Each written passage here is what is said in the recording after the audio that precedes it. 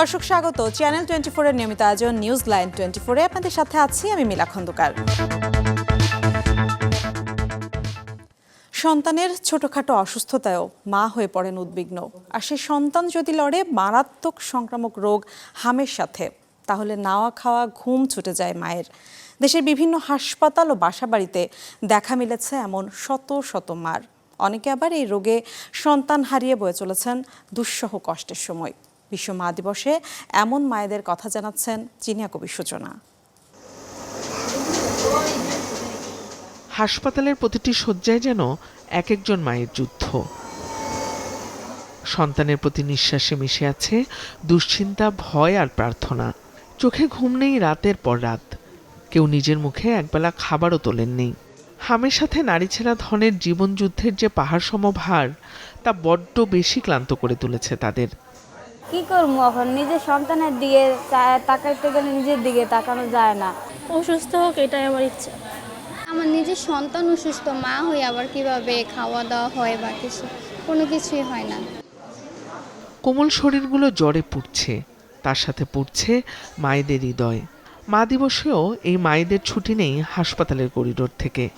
সারা রাত ওর দিকে থাকাই থাকতাম, ঘুম তো বলতে নাই, বসে থাকতাম যে কখন কি হয়। আল্লাহকে ডাকতাম শুধু, আল্লাহ তুমি একটু রহমত করো আমার বাবাটাকে। কিন্তু কোনো কোনো মায়ের এই প্রাণপণ চেষ্টা ফেরাতে পারছে না বুকের মানিককে। রাজধানীর মিরপুর টোলারবাগের 4 বছরের আকিরার মৃত্যু ঘর জুড়ে রেখে গেছে শুধুই শূন্যতা। আরেক সন্তানের গায়ে মা খুঁজে ফিরছেন হারানো আকিরার গন্ধ। আমি যখন রাতে ঘুমাই না, আমার মনে হয় আমার মেয়েটা আমার পাশে। আমি হাত দিয়ে দেখি আমার মেয়ে নাই। রাতে আমার শ্বাসকষ্ট হয়ে আমি একটা রাতে ভালো করে ঘুমাইতে পারি না। আমার বুকের ভিতরে ব্যথা করে আমার মেয়ের জন্য। আমি আরাফকে বুকে নিলেও আমি আকিরার শূন্যতা পূরণ করতে পারি না। আকিরার জায়গায় আরাফের জায়গায় আরাফের জায়গায়। প্রসব বেদনা থেকে মায়ের যে কষ্টের গল্পের সূচনা, তা যেন শেষ হতে চায় না। বেড়ে ওঠার শুরুতেই সন্তানের হারিয়ে যাওয়ার এমন গল্পগুলো মায়ের কোলে রেখে যায় নতুন দুঃখগাথার উপাখ্যান। জিনিয়া কবির সূচনা, চ্যানেল 24, ঢাকা। মা কাকে বেশি আদর করি? আমাকে। রূপপুর পারমাণবিক বিদ্যুৎ কেন্দ্র নিয়ে রুশ কর্তৃপক্ষের সম্ভাব্য নিরাপত্তা বিশ্লেষণ বলছে, এ ধরনের প্ল্যান্টে 10 লাখ বছরে একবার ক্ষয়ক্ষতি হতে পারে। তবুও ঘাটতি নেই নিরাপত্তা প্রস্তুতিতে। বিদ্যুৎ কেন্দ্রের ভূগর্ভে ও বাইরে আছে 2টি নিরাপত্তা কক্ষ। জনসাধারণকে কেন্দ্রের কর্মকাণ্ড জানাতে বসানো হয়েছে 64টি ওয়ার্নিং টাওয়ার। রূপপুর নিয়ে শামীমা সুলতানার ধারাবাহিক প্রতিবেদনের 5ম পর্ব আজ। ছবি তুলেছেন জাহাঙ্গীর আলম রতন। জাপানের ফুকুশিমা, 11 মার্চ 2011। স্মরণকালের ভয়াবহ 9 মাত্রার ভূমিকম্পে হয় সুনামি, যার প্রভাবে পারমাণবিক বিদ্যুৎ কেন্দ্রের ভেতরে ইউরেনিয়াম গলে ঘটায় বিস্ফোরণ।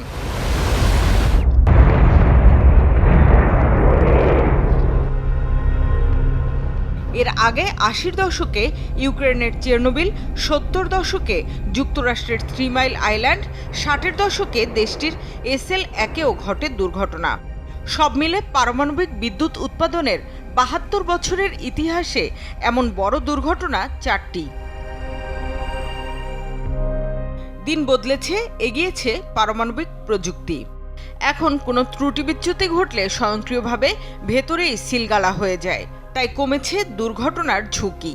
রূপপুরের মতো 3য় প্রজন্মের প্ল্যান্টে ঝুঁকির সম্ভাব্যতা যাচাই করে রুশ গবেষণা প্রতিষ্ঠানের দাবি, দুর্ঘটনার সম্ভাবনা 10 লাখ বছরে একবার।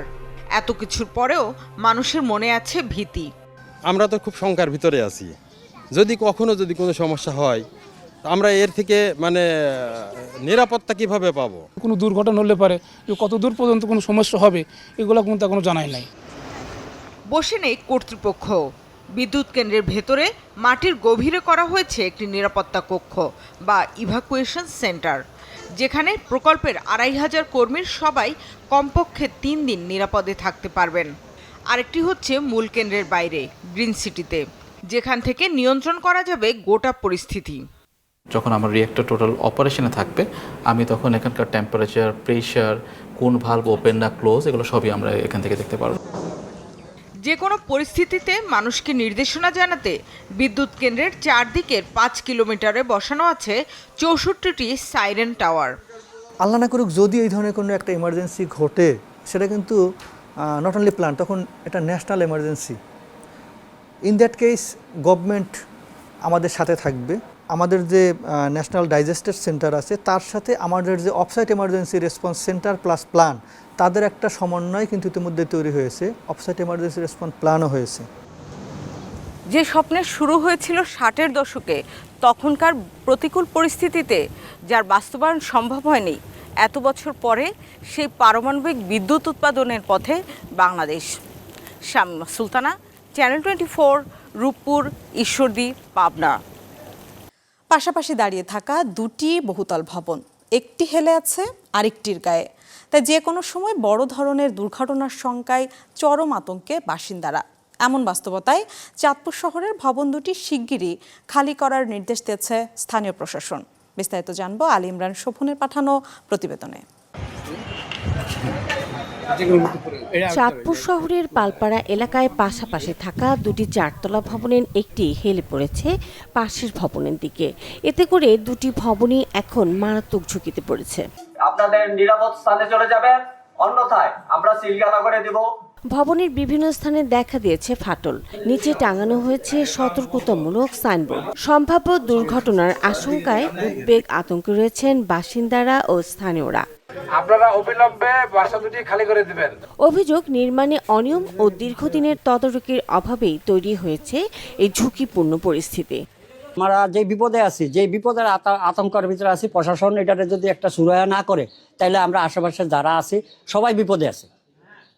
এটা এখন প্রশাসন যে ডিসিশন নেবে, ওই ডিসিশন হলো সবচেয়ে বড় কথা। এখন দুশ্চিন্তা আছি, এখন বিল্ডিং কোনটা কোন দিকে পড়লে তো আমরা সব মেসামার হয়ে যাবো। ভবন মালিক মোহাম্মদ শাহজাহান বলছেন, তিনি দীর্ঘদিন প্রবাসে থাকায় নির্মাণ কাজ সরাসরি তদারকি করতে পারেননি। তবে কি কারণে ভবনটি হেলে পড়েছে সেই বিষয়ে এখনো নিশ্চিত নন তিনি। ত্রুটি নিয়ে তো আমার কথা না, আমি তাদেরকে প্ল্যান পাস, সয়েল টেস্ট, ইয়েটে সব কিছুই তো দেখাইছি। এখন কন্ট্রাক্টরে কি করছে না করছে আমি তাই বাইরে সিনাম এরা কইরা দিয়ে গেছে। মানে এর মধ্যে ওই বিল্ডিংও হিলছে, এটাও হিলছে, আর ওই বিল্ডিং এর তো জায়গাই ছাড়ে না। আমার যে সীমানা, ওই সীমানার থেকে জায়গাই ছাড়ে না, ওই সীমানার থেকে উঠেছে বিল্ডিং। খবর পেয়ে ঘটনাস্থল পরিদর্শনে যান জেলা প্রশাসক, পৌরসভা, ফায়ার সার্ভিস ও আইনশৃঙ্খলা বাহিনীর কর্মকর্তারা। পরিদর্শন শেষে ভবন দুটিকে ঝুঁকিপূর্ণ ঘোষণা করে দ্রুত খালি করার নির্দেশ দেওয়া হয়। দুইটা ভবনই এখন ঝুঁকিপূর্ণ, মানে আমার ব্যক্তিগতভাবে যতটুকু আমাদের খালি চোখে দেখলাম আর কি। এক্সপার্ট টিম আসবে, এসে তারা একটা মতামত দিবে যে এটা ভবনটা কি ডেমোলিশ করবে না কি করতে হবে, তার একটা যেভাবে আমাদের সিদ্ধান্ত দিবে, মতামত দেবে, সেই অনুযায়ী আমরা ব্যবস্থা নেব এবং মালামাল সরাইতে দিচ্ছি। পরবর্তীতে তারা আইন না মানার কারণে তাদেরকে জেল বা জরিমানা আইন অনুযায়ী যেটা করতে হয় সেটা আমরা এক্সপার্ট টিমের মতামত নিয়ে আমরা সিদ্ধান্ত নেব পৌর কর্তৃপক্ষ। প্রায় 10 ইঞ্চির মতো হেলে গেছে, মানে এটাতে জনগণ বসবাস করা ঝুঁকিপূর্ণ। এই জন্য প্রশাসন ব্যবস্থা নিয়েছে যে আজকে বিকাল 5টার মধ্যে লোকজন এবং মালামাল সরে যাবে।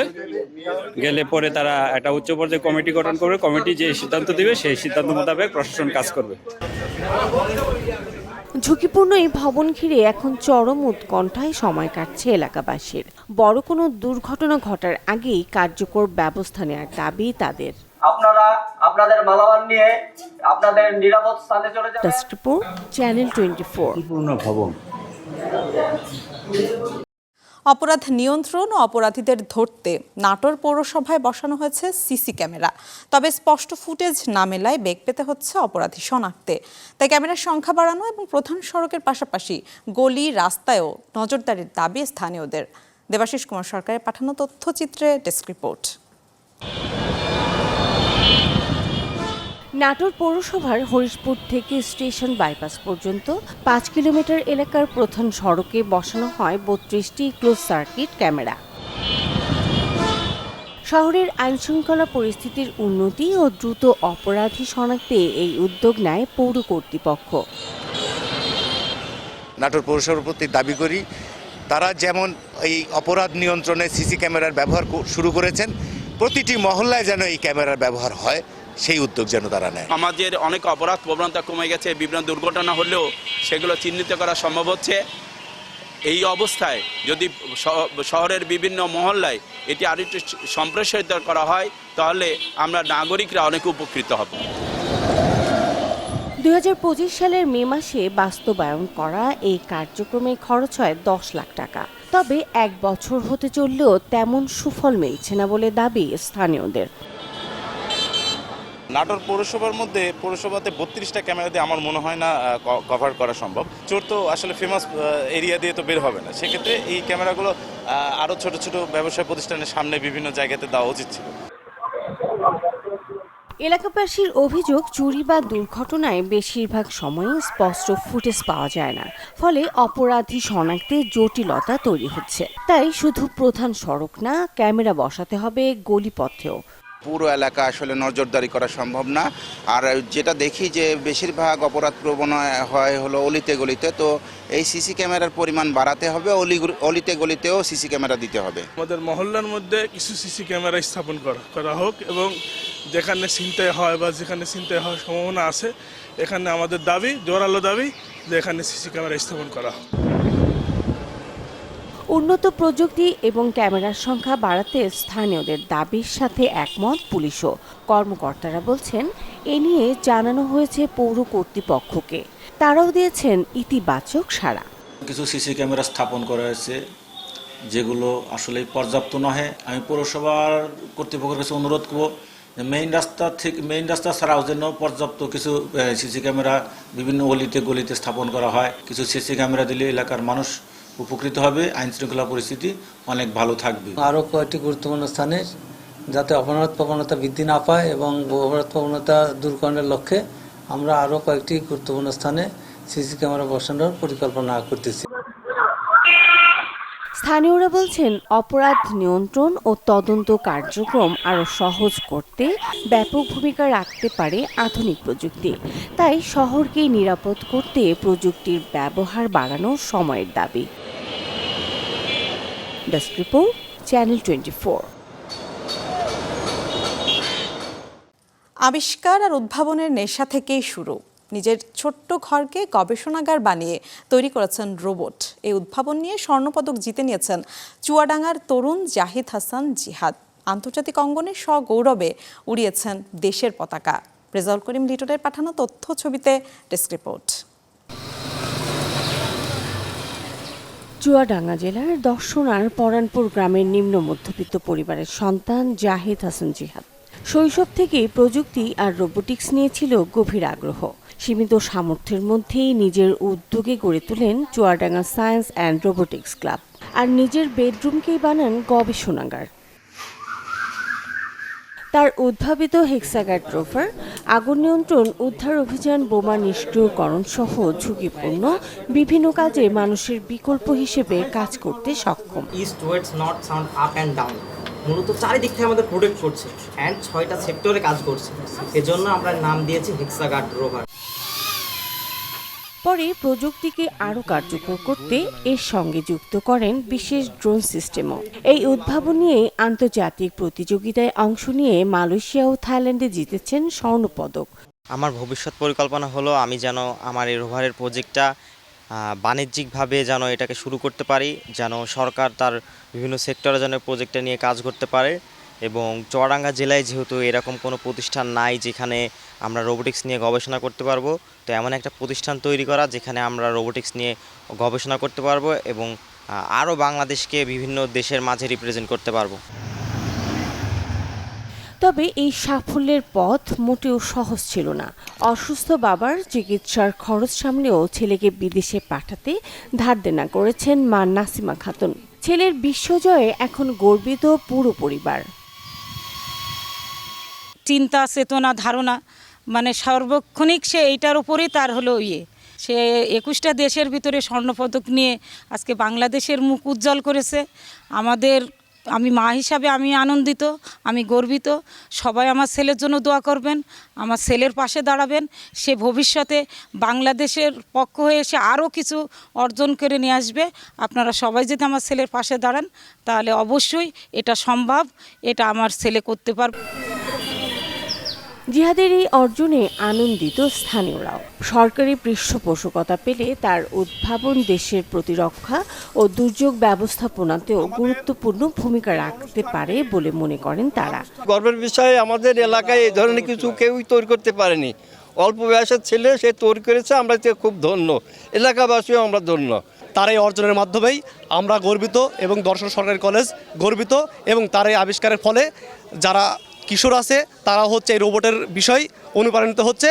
এই ছেলেটা আমাদের দর্শনার জন্য গৌরব, বাংলাদেশের জন্য গৌরব, যদি তার কাজটাকে সে বাস্তবায়ন করতে পারে। তার এই কৃতিত্ব নিয়ে আমরা গর্ব করি। আজকে কেন্দ্রীয় নেতৃত্ব এখানে এসছেন, আমরা বিএনপি পরিবারের সদস্যরা এসছেন, তারা এই প্রতিভাকে অনুপ্রাণিত করার জন্য। আমরা এর থেকে শিখব। সীমাবদ্ধতার ভেতর থেকেও জিহাদ দেখিয়েছেন মেধা আর ইচ্ছা শক্তি থাকলে বিশ্ব মঞ্চেও জায়গা করে নেওয়া সম্ভব। এখন প্রয়োজন যথাযথ সহায়তা আর পৃষ্ঠপোষকতা, যাতে এই তরুণ উদ্ভাবকের হাত ধরেই প্রযুক্তিতে আরও এগিয়ে যেতে পারে বাংলাদেশ। Desk report, channel 24। তামিলনাড়ুর মুখ্যমন্ত্রী হিসেবে শপথ নিলেন চন্দ্রশেখর জোসেফ বিজয়, যিনি থালাপতি বিজয় নামে পরিচিত। শপথ নিয়েই তিনি বললেন, রাজ্যে শুরু হলো ধর্মনিরপেক্ষতা আর সামাজিক ন্যায় বিচারের যুগ। প্রথম সই করা আদেশে সরকারি আবাসিক গ্রাহকদের বিনামূল্যে 200 ইউনিট বিদ্যুৎ এবং নারীদের সুরক্ষায় বিশেষ বাহিনী গঠনের নির্দেশ দেন থালাপতি। নিজের নামের সাথে এমন আক্ষরিক সুবিচার কজনই বা করতে পারেন, যেমন করে দেখালেন চন্দ্রশেখর জোসেফ বিজয়, যিনি তামিলনাড়ু জয় করে প্রায় এক সপ্তাহের নাটকীয়তার পর শপথ নিলেন মুখ্যমন্ত্রী হিসেবে। শপথের পর প্রথম ভাষণে বললেন, তিনি কমন ম্যান বা সাধারণ মানুষ, নেই কোনো রাজকীয় উত্তর কিংবা পূর্বসূরি। ঘোষণা দিলেন করবেন না কোনো মিথ্যে অঙ্গীকার।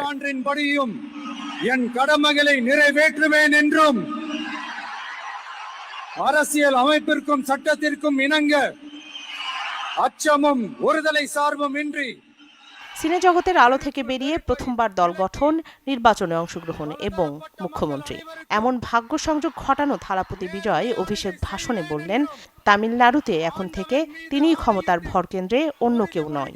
সবকিছুর জন্য জনগণের কাছে তিনিই জবাবদিহি থাকবেন। বললেন, রাজ্যে শুরু হলো ধর্মনিরপেক্ষতা আর সামাজিক ন্যায় বিচারের সুযোগ। চেন্নাইয়ের জওহরলাল নেহরু ইনডোর স্টেডিয়ামে জমকালো অনুষ্ঠানে শপথ নেন বিজয়ের মন্ত্রিসভার 9 সদস্য। সদ্য ঘোষিত সরকার ঘোষণা দেয়, তামিলনাড়ুবাসী 200 ইউনিট পর্যন্ত ফ্রি বিদ্যুৎ পাবে। নারী নিরাপত্তায় গঠিত হবে বিশেষ বাহিনী। শপথ অনুষ্ঠান থেকে সচিবালয়ে যান মুখ্যমন্ত্রী বিজয়, সেখানে দেয়া হয় তাকে গার্ড অব অনার। তামিলনাড়ু বিধানসভা নির্বাচনে 234 আসনের মধ্যে 108 আসনে জয় পায় বিজয়ের দল টিভিকে। তবে জয় পেলেও ম্যাজিক ফিগার 118 ছিল অধরা। ফলে বাকি 10 আসনের ঘাটতিতে সরকার গঠন নিয়ে দেখা দেয় অনিশ্চয়তা। টানা কয়েকদিন অন্য দলগুলোর সাথে জোট বাঁধতে চলে ম্যারাথন বৈঠক ও রাজ্যপালের দপ্তরে দৌড়াদৌড়ি। এতে কংগ্রেস, ডিএমকে ও বাম দলগুলোর সমর্থন পাওয়ায় কেটে যায় অনিশ্চয়তার কালো মেঘ। ম্যাজিক ফিগারের পূর্ণতায় প্রায় 60 বছর পর তামিলনাড়ুতে প্রথমবারের মতো ডিএমকে বা এআইডিএমকে এর বাইরে অন্য কোনো দলের সরকার গঠিত হলো। রাখি জেসমিন, চ্যানেল 24। দর্শক, চ্যানেল 24 এর নিয়মিত আয়োজন নিউজলাইন 24 এ এই ছিল আজকের আয়োজন। এতক্ষণ সাথে থাকার জন্য ধন্যবাদ সবাইকে।